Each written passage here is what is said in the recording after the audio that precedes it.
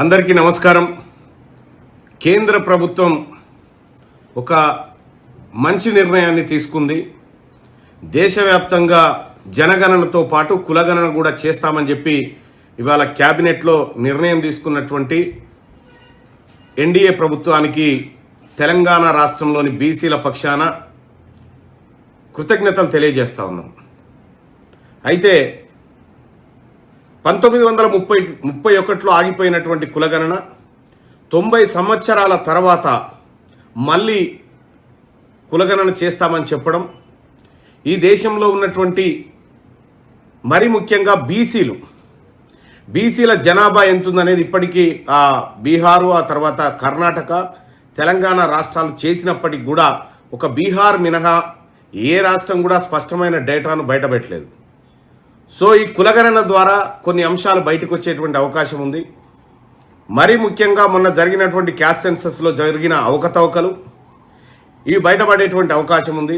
రెండోది, బీసీల జనాభా తెలంగాణ రాష్ట్రంలో 56.7% ఉందని రాష్ట్ర ప్రభుత్వం ఏదైతే చెప్పిందో ఈ లెక్కలు కూడా బయటపడేటువంటి అవకాశం ఉంది.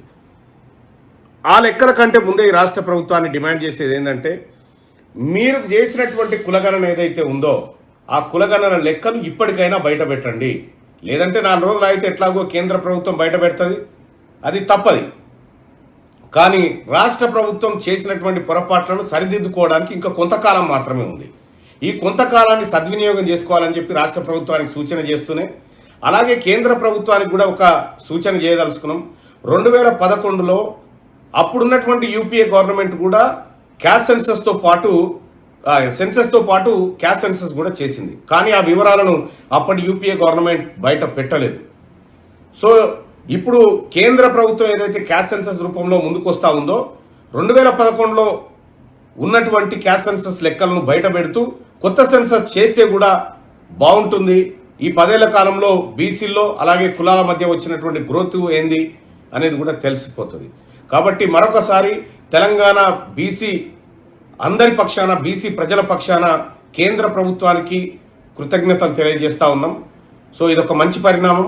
అలాగే ఈ క్యాస్ట్ సెన్సస్ విషయంలో తెలంగాణ బీసీ జేఏసీ నుంచి, తెలంగాణ బీసీ ఆజాదీ హిందూ సంస్థ నుంచి బత్తుల సిద్ధేశ్వర్ గారు దాదాపు 21 రోజుల పాటు ఢిల్లీ కేంద్రంగా 22 రోజుల పాటు నిరాహార దీక్ష చేయడం జరిగింది.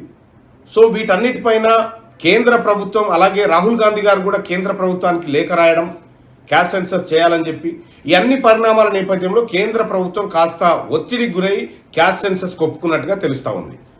సో ఏదేమైనప్పటికీ కూడా తెలంగాణ రాష్ట్రంలో ఉన్నటువంటి బీసీ ప్రజలారా, ఇదొక శుభదినం మనకి. ఎందుకంటే దేశవ్యాప్తంగా జరుగుతున్నటువంటి ఈ క్యాస్ట్ సెన్సస్లో బీసీల వాటా ఏందో తేలేటువంటి సమయం ఆసన్నమైంది. కాబట్టి ఈ తెలంగాణ ప్రజలందరికీ కూడా మరొకసారి అందరి తరఫున నరేంద్ర మోడీ గారికి ధన్యవాదాలు తెలియజేస్తా ఉన్నాం. Thank you.